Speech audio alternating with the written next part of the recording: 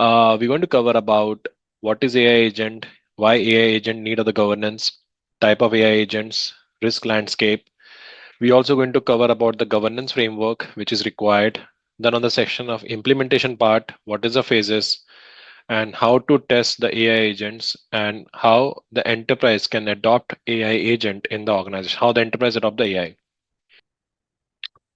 So when we're talking about AI agent, what is AI agent? If you go by the definition, AI agent is like a program that use AI to autonomously perceive its environment, make decision, and take action to achieve the goal. Let's understand in a more simpler manner. I believe everyone is aware about ChatGPT, right? So if you take example, this is a user. Okay. He connect with the ChatGPT. Okay. So you enter the prompt, they review the prompt, and according to that, they provide the data. I believe that is how the process works. Yes or no? Hello? So in this case, what happens is you enter the prompt, ChatGPT analyze the prompt and provide the outcome. So moral of the story is that the ChatGPT has to rely on the user, right? Let's understand in a more non-technical manner. So this is not a AI agent. This is like a AI. Okay. Here we have a dependency on the human. We have to enter the queries, then only you get a reply. Now imagine you have a smart robot friend. Okay, smart robot friend. You tell the you tell the robot, please help me to find my car. Okay, please help me to find my car. Robot, look around the room. Okay, it is called seeing and listening. Then it think, okay, toy car usually under the bed or on the shelf because in the last time we have seen, so they look into the bed. So he have a history. Okay, he crawl under the bed and find the toy and give it to you. That is basically called as an action. Do you notice something here? Listening, planning, which is called reasoning, and action. So next time, the robot will remember the toy car are often under the bed. That is again a learning for him. So the robot friend is just like an AI agent. It listen, think, does things, and learn from that. First point clear? Hello. So, but problem is that when you rely too much on AI agent. Now, let's say example, I'm running a company. Along with that, so I want to run LinkedIn, I want to run Facebook, and I want to run YouTube, and I want to run Instagram. So according to the logic is I have to first log into LinkedIn, post there. Then I have to log into Facebook. I have to post there. Then I log into YouTube. I have to post there. I have to go to Instagram. It posts there. Does it take time?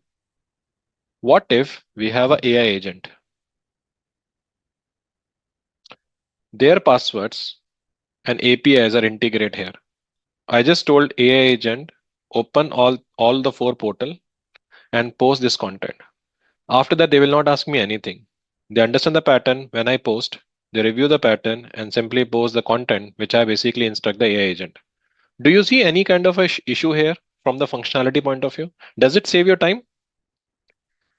My question is that does it save your time? Yes, it save your time. But anything which is designed to provide you productivity or convenience can sometimes backfire. Agree? Wi-Fi is the best example of that. It giving you freedom. You can join the internet from anywhere in the house. But same Wi-Fi can be hacked by the hacker. So AI agent take a lot of integration. What if AI agent get hacked? What if AI agent is not performing the duty as per a requirement? That something can be a concern. So that's something we need to look for. And that is what the purpose of this particular webinar. So this AI model plan the data, reason the data and act on behalf of the organization. Unlike your static model like LLM tools and API for the continuous interaction. Because in ChatGPT and all that, you enter the query, you get a response. Until unless you don't enter the query, you won't get the response.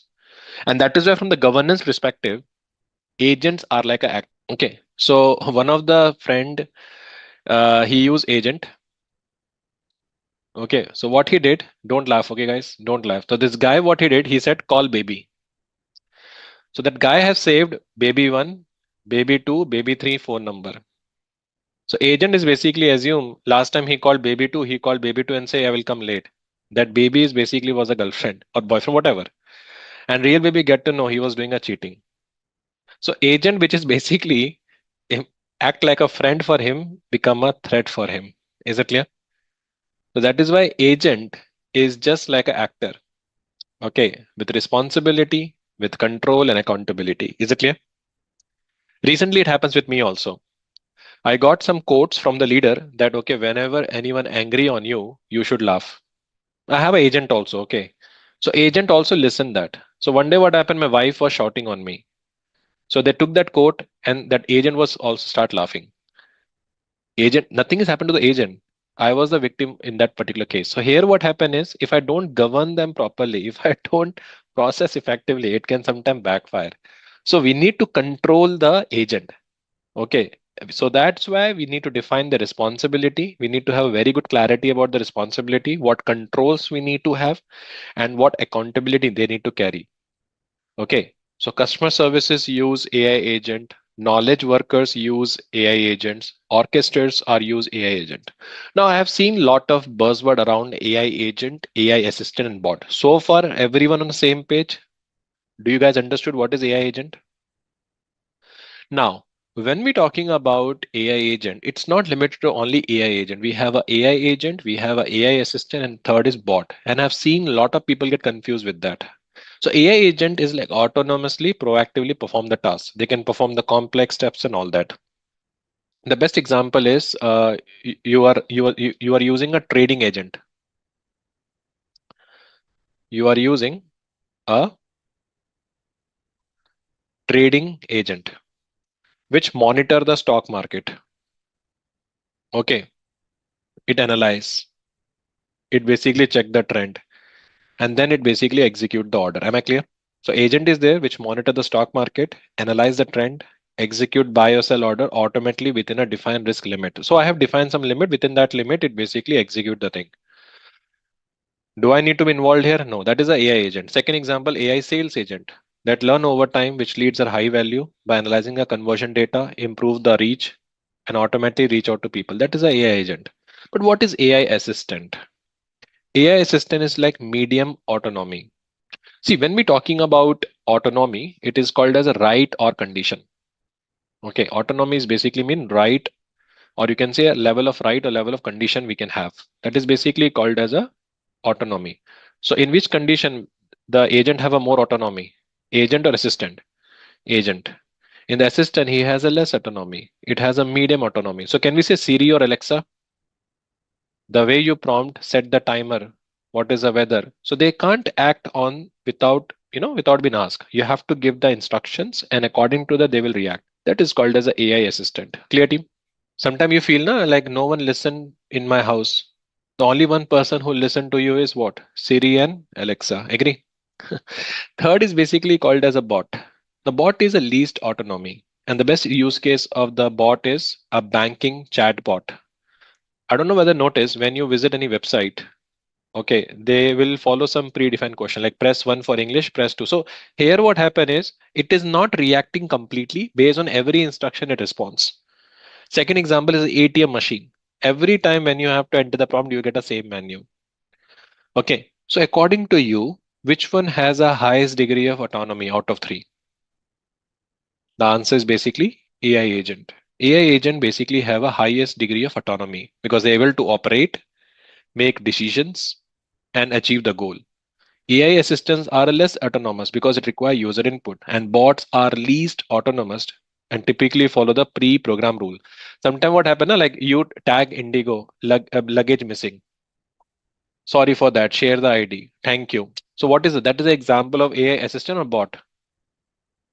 Sometimes you tag any airline, my baggage is missing. Second question they ask, what is the ID? Thank you so much. That's a bot because predefined question. They cannot think beyond that. But one thing we need to understand, as we move toward the higher autonomy, you have a less control over their action. How many agree with that? As you move toward more and more autonomy, you have a less control over the agent. Agree? And it increase more risk for the organization. Clear? So that is why we have another important thing called AI agent safety and AI agent security. So first we discuss safety. Okay. So can we say robots are the best example of AI agent for us? Robot. The first robot who took the girlfriend of the robot creator. Do you know what is the name of the robot? Who basically created a society threat and everything. You know this guy, Rajnikant? He built a movie, Robot, right? Chitti. So he built the robot, and the robot itself basically took his girlfriend. So you can imagine if you don't govern it properly, anything can be possible. And that is basically lead to the safety issue. Agree? It is lead to the safety issue.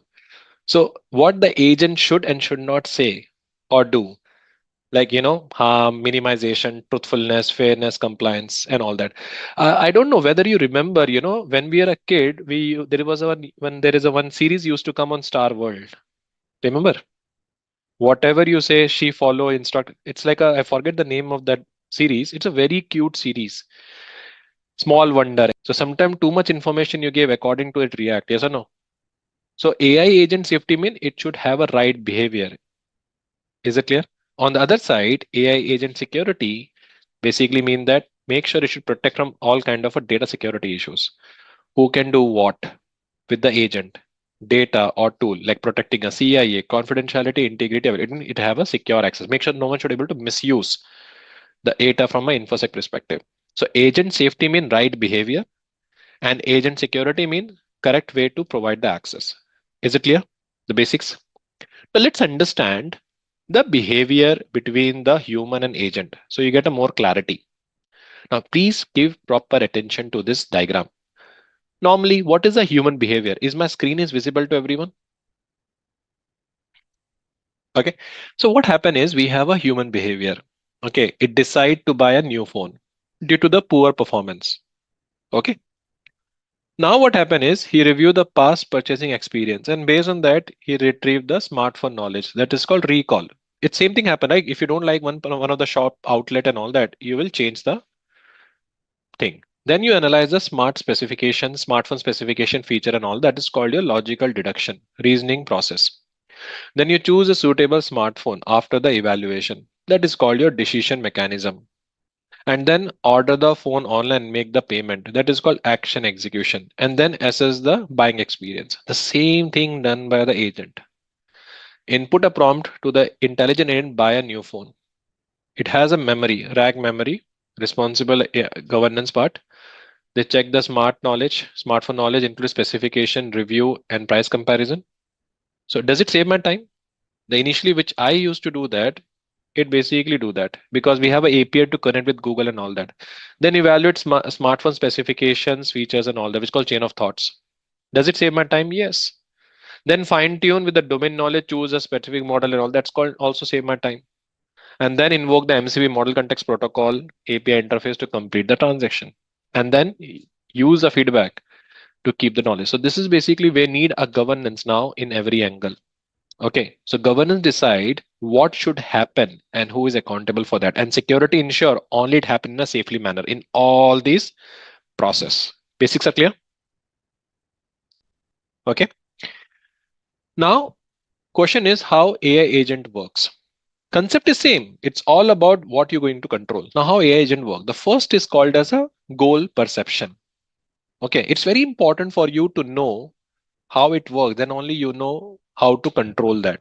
So first step is called goals and perception. Goal, let's take example. Uh, so I want to tell the AI agent to book my flight. Book my flight. Okay, and that is something I need to book from Delhi to Bangalore. So I want to book the flight from Delhi to Bangalore. First one clear? Now what AI agent do is AI agent first define its objective and continues to gather information from its environment, much like a human sense. Now this is basically governance angle. My question is that can we limit our perception here? Because if you enable more perception, sometime it can backfire. How many agree with that? We have an agent which I want to use for the flight services and all that. If you start from the day one, you can able to control further, right? So here the user tell the AI agent book the flight. Now what agent perceive? Objective is what? Objective is what? Find flight, find flight, do the comparison, and suggest the best option. Now here, what is the governance angle? Make sure whatever the booking travel, whatever the source we have, it should be valid from which he need to check. You should you should block, like, you can't request the passport data or access personal banking and all that. You know, you need to remove all the sensitive informations. You need to have a rate limit. You cannot request more than 2 3 times. That's why I don't know whether notice in chat GPT and all that, if you enter more and more queries, sometimes you get an error, right?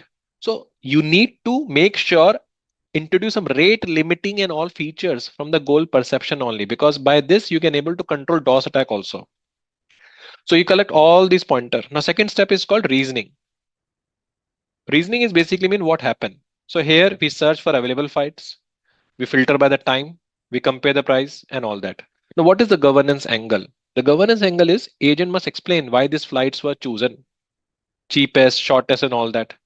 Okay, it shows multiple airline options. Okay, it should have a cost decision. Make sure it limit the API calls. It should ensure it should not bypass some kind of a restriction. So that is basically part of a reasoning and planning. The third is called as the tools, use and action. It means the agent will connect to the APIs. Do you want me to connect with any random API, or do you want to connect with the approved API which is approved by my organization for vendor management? What do you think? But here, because of for a sake of fake and all that, they randomly integrate with anything. So here I'm integrating the API which is called Make My Trip and Wire.com and Booking.com. This is basically my API. Now, default what happened, old agents have an option of read and write, but now agent can read and search flight, but cannot finalize the payment. Do you want a human click here whenever the payment it asks for? Because during a tool and use and action, you connect the API with a password for the payment option. Do you want a human click? That is a one governance angle. You getting a point? So you will introduce a segregation of duty that AI can draft the booking, but who will confirm? Who will confirm? So you need to speak with the AI engineer who building an AI agent to make sure where you want to control what. And if user cancel the booking, draft the booking, save the booking, limit the privilege, need to know. All those things are part of a security governance angle. Understood, team? Now understood what is the role of a governance here. Default what happen, it fastens the process. Once you click, it will make the payment and book the things. But this is where the governance angle you are introducing. Okay, and last is called reflection and learning. So after the booking, agent reflect. Did the user accept the flight? Was the timing correct? Was the payment successful? Now up to you. So let's say example, during an emergency, you book the flight. And in that case, you book the flight, which is expensive. Do you want to keep that as a memory? Next time when he book the flight, he will take the memory. No, right? So you will set this policy. Anything which is against my office hour and all that I'm booking, don't keep it as a memory. So this kind of a function you're introducing. Okay, so during a reflection learning, you can decide what kind of a data you want to store. So do you want to store the last transaction, or do you want to store only the travel preference? Do you want to store credit card data, or do you want to store only the basic information? Yes, you need to audit also. You need to keep all data in encrypted manner. So these are the steps we have. Understood, team? So governance angle is policy, why we need that, rate limiting, control the function. Second is what kind of a data we are collecting and all that. That is called reasoning. Okay. Third, integration. What kind of integration we have, API functions and all that, user click and everything, and what kind of a data we need to store. From a privacy angle, from the data security angle, do you want to retain all the data? Answer is no. Because if you retain more and more data, you're answerable to the governance. So AI agent first define the objective, then they use a powerful LLM to perceive the information, analyze the possible outcome, then agent execute the plan, and last is basically after the taking action, agent evaluate the outcome. And you can decide what we have. So now we're going to discuss the architecture angle. This is how the AI architecture works. Okay. So according to you, what comes first? The first come is profile. Second is memory. Third is planning. Fourth is action. So profile basically talk about who is the agent and what is allowed to do. Here you define your role. you define the domain, and you define the policies. Or you can say boundary. Why? Second is basically called as a memory. Memories basically mean what the agent can remember, short term or long term. Third is basically called as a planning. It means how the agent break the goals into single path, multiple options. And action is basically talk about doing the works and everything. So let's understand the example. Okay. I have a budget only for, so I load the profile that anything should not go beyond the 2000 rupees. So that is basically my profile. It means if any agent basically sending any approvals and all that, if it go beyond the 2000, it should be asked for the approval. Now, what is a memory here? Memory will fetch the relevant facts like customer history, tickets and notes and all that. Then we have a planning. During a planning, what happen is we check the order, we verify the statements. And then we finally have a action plan. Action is basically you run the tool in order to read only, look up or store what you want to keep it. So this is how you need to add the governance angle. Okay. Now, three factors are there which basically consider when you adopt the AI. Okay, the first factor is performance. Let's say example company has given a task that you need to adopt the AI agent. So what should be the first factor? The first factor is performance. How many agree? Is the performance the first factor out of these three? Definitely, because why we using AI agent? Agent is basically introduced to improve the productivity. So speed, accuracy, overall efficiency is the first factor. Second is called as a cost. Does it align with my budget? Do I need to have any kind of indirect cost? And third, what is the reliability? Now, according to you, from governance angle perspective, what is the most important part? From governance angle, definitely from business angle, I know cost is important and performance is important. But can we say from governance perspective, reliability is important, which include the security, safety, and all that? Agree? That is what. So you have to convey, performance is great, it's coming fast, it's coming under the budget. But what is the point if it's generating a wrong data? And I'm sure you have seen in the past, right? If you see the past history of AI agents, they were great with performance and cost, but when it comes to reliability, they were literally worst. Agree? Sometimes they literally humiliate the candidates. They have exposed the data. So it's always true. That's why there is a need for governance to control the reliability. Clear? So question is, what are the type of agent we have? The first is called as a assistive agent. Okay, they suggest action for human. Do you notice in Gmail nowadays we have feature is whenever you draft the email, automatically it give you auto message. You want to type this, you want to type that and all that. So that is a live example of assistive agents. Have you noticed that in Gmail, the settings, when you're sending an email and all that? Okay, when you're sending an email and all that, or when you're drafting any email, automatically it basically take the predefined keywords and all that.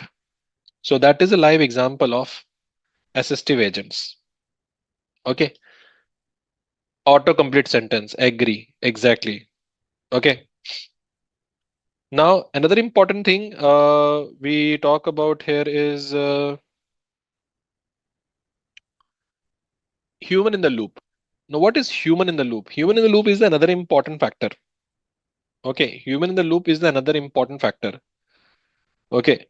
So when you're talking about human in the loop, it execute the task on daily basis and provide the data. That is basically called as a human in the loop. Okay. Like AI driven loan approval systems and all that. Third is basically called as a human on the loop. There's a difference between human in the loop and human on the loop, like industrial robotics. Okay, that basically operate for a regular task, but it is supervised monitor dashboards by the human. And last is basically called autonomous agent, which is a most mature version of agent, which do everything automatically. Now the question is, what are the challenges we have with AI agents? The first is basically called as a privacy because they run a lot of data. And this is where the data governance play a very important role. Okay, do you need to remove the identifiers? And if you're using any kind of biometric profiles and all that, do you prefer to remove those IDs and everything? Example, my name is Prab Nair and all that. They should remove my this data and only use my date of birth and all that. Yes, because in Gen AI, what is the most important thing? And I'm sure everyone agree with me. Forget about Gen AI. We talk about any AI. Two things are there. Only two things are there: infra and data.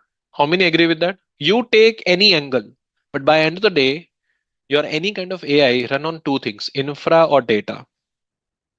No matter you talk about any other component, but by end of the day, we only have a two facts. One is basically called as an infra, and one is basically called as a data. So you need a proper governance on the data, and this is where you introduce the data governance. And if you want a dedicated webinar on that, do let me know in the comment box, because I have a very good content on data governance also from AI perspective. So data governance is the most important angle we have. Okay, where we're talking about pseudonymization, anonymization, we're talking about data in use security. So that something is part of the data governance. It's very, very important. And those who are from a data privacy background, I'm sure data governance will be the next big thing which is happening in the market. And second is basically having a proper infrastructure security. So data privacy is the biggest concern because AI agents need data, but you need to balance the data. Second is called as a ethical AI. How they're generating an output, that also matter. That is another challenge. And third is basically called technical complexity, because when you're taking an agent from third party and all that, you have very limited visibility because they're giving you a COTS, commercial off the shelf software. It's just like a setup thing. And fourth is called as a compute resources. If you don't control it properly, you can't manage things. That is why, if you see startups, okay, why don't you see big, startups who coming like a Perplexity or ChatGPT kind of company? Because for them, the biggest cost is what?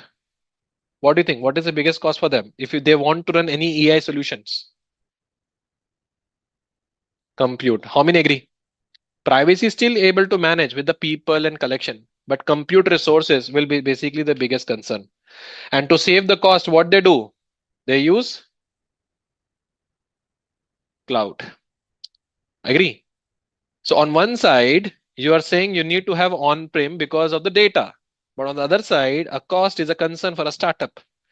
So that is why the compute resources is sometimes become a challenge for the startups to compete in the market. How many agree with this statement? Agree? You cannot be ethical here, right? Now let's understand the AI agent risk. So recently what happened with Air Canada? Okay, so what happened is the Canadian tribunal ruled that Air Canada was liable for a factual error made by the chatbot. Okay. No, Nikhil. When it comes to the some of the companies and all that, they're using on-prem scenarios also. Like Gemini has introduced their India data centers and everything for data tuning and everything. Is it clear from that angle? That's why now there is a lot of visibility. There's a lot of visibility is less visibility we have on data governance. Okay. So this chatbot, which was like a complete AI, was generating incorrect informations, giving a wrong fare and all that. So you can imagine how it impacting a reputation. Second, we have a Chevrolet. So user was able to trick a Chevrolet customer service chatbot into agreeing to sell a new Chevrolet Tahoe for $1. And this has happened. So you can imagine why important is the AI governance. Now question is when you need to intervene. Okay, AI agent is there. If I go back to the slide here, this one. Okay, this is the one. Step one, step two, step three, step four. It means when you enter the query, you tell the AI agent search for the flight. The goal become book flight. Reasoning become search, compare, and provide. Action is basically book the flight and reflect is store. I want the intervention in every angle. That's what's the beauty of governance. That is what a parameter of the governance. So we need a control in every layer. I need an intervention in every layer. And the most important layer is model. Model is the backbone of AI agent. So can we say model is the backbone or model is the brain of AI agent? Because it deal with your intelligence, it deal with reasoning, it deal with the decision based capability. Now what is the governance angle we can introduce here? The question is what kind of a training data they can train. Agree? They should publish the model card. This will be the next nightmare, especially if you're doing a business in Europe. You need to publish the model card, you need to publish the risk documentation, you need to publish the bias evaluation results. So whenever you're dealing with third-party vendor for AI agent, ask for these reports. Okay, what is a model card? Model card is just like SBOM. Documentation, bias results. Okay, and define who own the decision. So that's why you bring in the contract. Second thing is that you need to talk about system layer. System layer is basically where you talk about where the models are interface. Okay, it is like an interface built around the model. That is called system. Like it enables the interaction with the user, tool, and external API. So that is basically called as a system layer. So you have to see which actions, what action can AI can execute. If anything going beyond the $5,000, you need an approval. So all those things comes under system. But this model and system run in the environment, which is called as an ecosystem. Because this environment in which agent is operate that matter, like the browser, payment system, IoT devices, external agents. So we have to see what is the level of responsibility we have. Like the system is should be comply with EU AI 4201 and all that. It should be protected with network firewalls and all that. Is it clear? So we're going to discuss this. SBOM is just like a, when you buy any product, food product, or even water bottle, the backside of the product is mentioned what is the composition of protein, carbs, and all that. Whenever you buy any eatery items or when you buy any liquid and all that, right? That is basically called as a that's the similar we called as a SBOM. Clear? The similar is basically called as a SBOM. SBOM basically talk about okay. SBOM basically talk about the visibility. Okay, of the software. Same like we have a model card which talk about the visibility model details. Is it clear? So this is what you need to ask. Understood? In models, you should ask about documentation, metrics of their trial tested errors and their risk documentations. Is it clear? Because that is the only way you can able to have a visibility of the model. You don't have an internal visibility. Okay. Now the question is why the AI agent need governance? Because as I said, tool can be misused.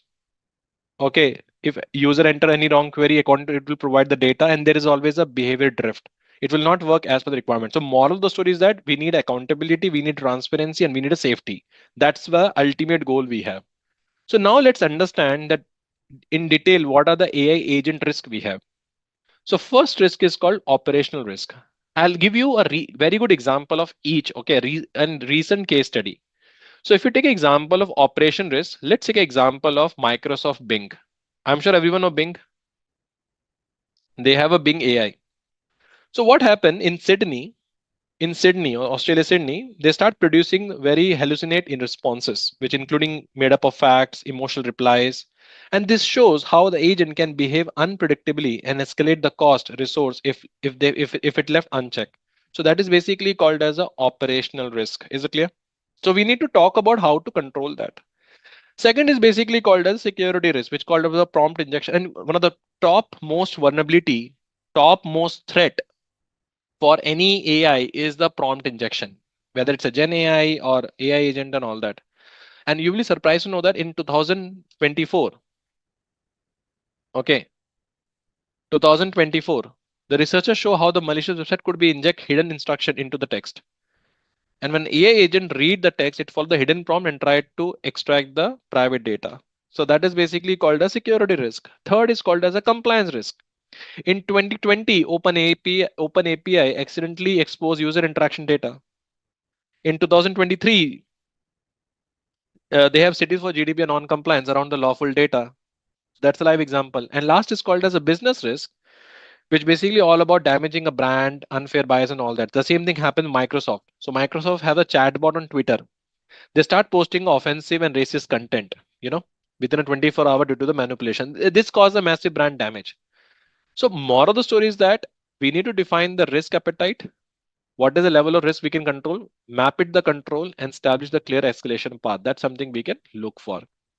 So now what is the governance principle? The first is called as accountability. You need to be very clear about in the contract and paper who is a owner of this AI agent, who take the responsibility, who will approve all the instructions. We call it as a SOP.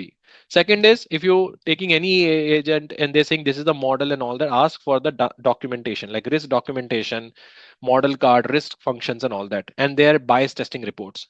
Third, you need to be very careful about what kind of a data you are limiting. So that is another important factor we have. Okay, you need to minimize the data. Uh, you need to mask the informations. That something is basically we talk about that. Then next is called security by design. Security by design, when you're building a AI architecture and all that, you have to start security as early as possible. Like you run all the thing in a sandbox environment, proper access control and logging need to be done. And last is basically called as a monitor with red teaming, pen testing and all that. So far clear? Now let's understand the operational procedures. This is more like a strategic procedure. Okay, now we're going to discuss about the operation procedure, how AI is used and monitored. First is that you have to define what action AI should never be allowed.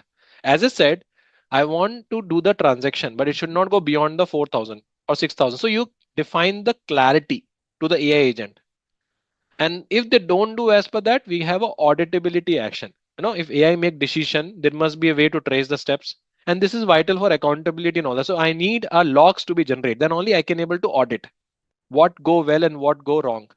The third most important thing, based on data, you'll do monitoring also, so that you can able to improve the hallucinations and all that. And last is basically involve the red teaming. They will do the pen testing on AI. Okay, they do the pen testing on the AI agent after the approval, so that they can able to test the vulnerabilities and everything. Now we need to understand what is the governance responsibility of the AI agent. So as I said, the first thing, define the boundary. What is the meaning is establish the rules of agent, capabilities, operation scope, and human side and all that. So it is good if it's a sensitive AI agent, if it processing a sensitive information, providing a sensitive data, make sure you have a human interaction in every stage. Ask for the consent. Second is validate all the performance, by doing red teaming, fitness, and safety. Third, any kind of an output is produced, it should have a least privilege. Okay, policy as a code, and run everything in a sandbox environment before we make it live.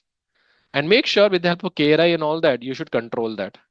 And then whatever you document, you should document their agent cards and their active logs are very important because that helped me to revalidate my boundaries, validate the performance, implement the controls and everything. Now what the point I'm going to cover, it's a very, very important part because this is deal with the AI agent decisions. Very, very important. Okay. What happened is I want to control the decisions of AI agent because AI agent takes some decisions. Is it clear? So this is something I recently did for one of the fintech. Okay. What I did when I established the policy, I mapped the policy with approve action. Let me take an example. So I create a policy where I can say AI can auto refund up to 2,000 rupees. Anything which is above required human approval. And correct me if I'm wrong, those who are from India, okay, they can able to relate better. Like, if you're doing any transaction in a credit card up to 500 to 1,000, it doesn't ask for the PIN and all that. But if you're doing anything above the 1,000, 2,000, it will ask for the PIN. Yes or no? Or if you're doing any transactions above the 1 lakh and all that, you receive the auto call from the bank. Yes or no? That is basically called as a threshold. Same like, okay, same like, okay, same like we basically doing for the AI agents. Is it clear? Same like we're doing for the AI agents. Set the policy. Why? The question is why? The question is why? Because by this you avoid the AI making a unbound decisions. Is this clear? Hello? Is this clear? So that something is basically part of the requirement. Second important thing you need to understand. Second important thing you need to understand here is, you need to have an escalation protocol. If any refund request is above the 2,000 or 5,000 and all that, you flagged as a fraud risk or system will trigger an alert. So here what happened is on the escalation part, I want a human escalation. Why? Because any high value risk or any high value transaction should not be fully automated. But problem is that for that also you need to define the classification. Without classification, you can't do that. That's why third step is tiered autonomy mapping. Now, this is the very interesting part, and I have seen a lot of people struggle on this area. Now, listen carefully. Now, here in this fintech, what I did, I defined tier one. Tier one is basically mean auto refund. Okay, so we have a auto refund. Auto refund in the case of if it's less than 2,000. Okay, 10 and 2,000 to 10,000. Okay, we need a human approval. Okay, and anything about 10,000, it should not be go by the AI agent. Is it clear? So this is how we match the autonomy with the risk. Same thing you can do for any use cases. Is it clear? That's why I don't know whether notice when you go to airport, if your baggage is above the 15 kg, can you send that in the machine without the crew and all that? No. If you see such Bangalore airport and Hyderabad airport. That is why it's very important to define the autonomy mapping. Next is called as a operation guardrail. So AI can also restrict to refunding only purchase made on the company platform. Like it cannot access unrelated accounts. So by this, we can able to prevent the misuse of scope creep. We can also decide what kind of a content should go out. And for that, we need to first have a policy because it prevents the compliance breaches and reputational damage. And more important part is basically fail safe, which avoid the incorrect actions under the uncertainty. So these are the core activities we have that we need to have with AI agent decisions. Now we're going to discuss about the risk matrix. So when we're talking about risk matrix, we are using a NIST AI framework. Okay, so first step is govern, because based on the NIST AI risk assessment, we need to do the AI agent. So first step is govern. Second step is called as a map. Third is called as a measure. And fourth is basically called as a manage. Now, company has given you task that you need to do the assessment for the AI agent. So you will follow NIST AI risk management framework. Now, it basically talk about how much autonomy agent has. Now, let's take an example. If it's a medical healthcare and the agent is dealing with lot of patient data, and based on that, we have to take a decision. So you need to make the autonomy very high or you need to make it autonomy very low. I need to reply the chat box. If you understood this session so far, I want your input. Now, a company has given you task and you need to do the assessment of that. So will you have a autonomy of AI agent high or will you have a autonomy of agent will be low? The answer is low, because if you have a high, everything they will do that. So you need to set the acceptable risk threshold. What is safe versus unsafe? Okay, you need to establish the governance policy for that. As I said, the customer support agent can draft refund requests up to 2000, but it cannot execute more than that. So here we have a policy that's called as a govern. Second is basically called as a mapping. Mapping mean it need to be, so we need an inventory of agent, data source and dependencies, because we need to identify where the agent is connect, CRM, payment gateway and all that. Is it clear? So we have to look for CRM API, payment API, and we have to make sure no hidden tools are basically there. Third is basically called as a measure. So we have to test the agents for the robustness, fairness, privacy and reliability before any kind of a deployment. Is it clear? It can ignore the rule. Does it suggest the refund equally across the customer, or does it ever expose Aadhaar card, or does it constantly company policies answer and all that? So we have to measure all those things. And last is basically called as a manage, where you monitor the agent in productions, kill switch, if any incident happen, how to. So this is how you're doing a risk assessment of the AI agent. That same thing we discuss here. You can see define the autonomy, inventory, test and monitor. So governance basically gives the rule plus accountability, while security ensure the enforcement and resilience. Is this clear? So now what happen is how we can have a policy control pack. So one thing is that you need to have an approve API. That's a practice you should start from today itself. Create a role-based agents. Instead of have one agent do everything, create a role-based agent. No over collection, no retention of sensitive informations. Any kind of a changes, you need to go through a change management policies and all that. That something is part of the function. Now, one more important thing you need to understand is you need to have a proper identity management. As I said, you need to see how the identity has been tracked with AI. Okay, so you make sure the identity must be unique. And for each and every agent, we can have a unique ID. So we can able to audit. Second is we need to have a least privilege. You have to minimize the API scope. Too much API mean bigger attack surface. And third, no hard coded keys. I have seen a lot of cases where the agent has exposed the keys. It should not be with the same agent. We can have a third party where we can have a keys. Is it clear? So privilege, having a least privilege can have a better visibility.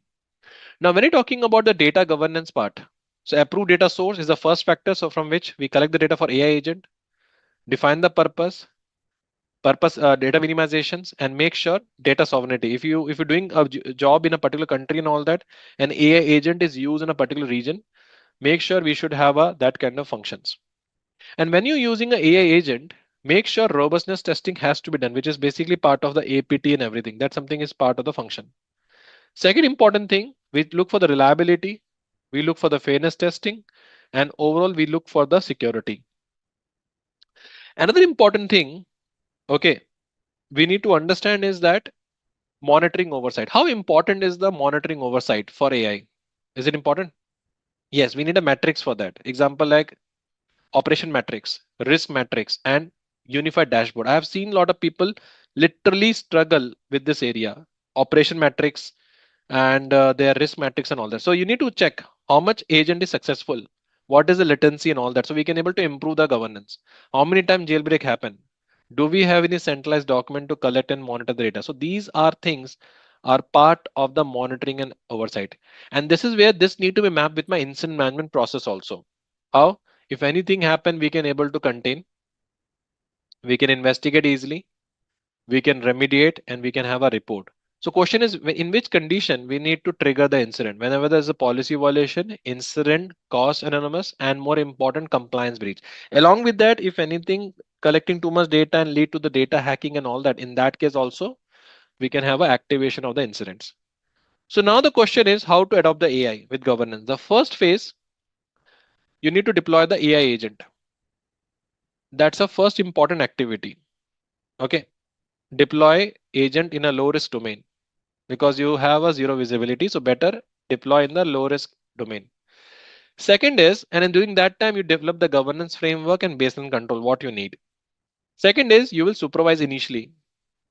Third, slowly and gradually, you will improve the scope and everything, which include about the agent consent and all that. And finally, you can have a mature governance.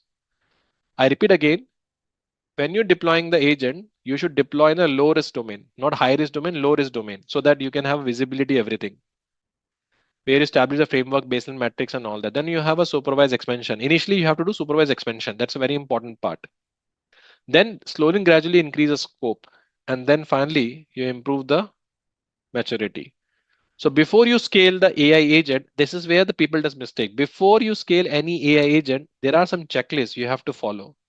Example, clear ownership, who does what. Okay, codified policy for the data access tool. Red team assessment if you're doing, how are you doing the assessment that need to be captured. Monitoring the activities, and more important, in which condition incident need to be triggered. So this is basically the high level section we have discussed in the AI governance with how to control the AI agent. Is it clear?